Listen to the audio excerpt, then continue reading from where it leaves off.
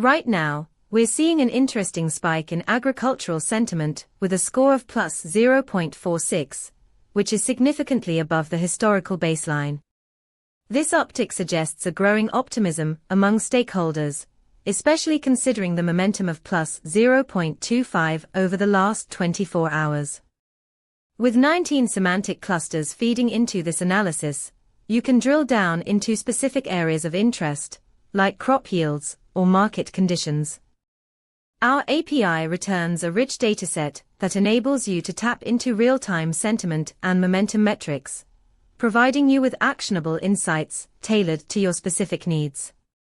Imagine using this data to adjust your crop strategies or investment plans, optimizing your approach based on current sentiment trends. For more on how to integrate this into your projects, check out pulsebit.lojenterprise.com/docs.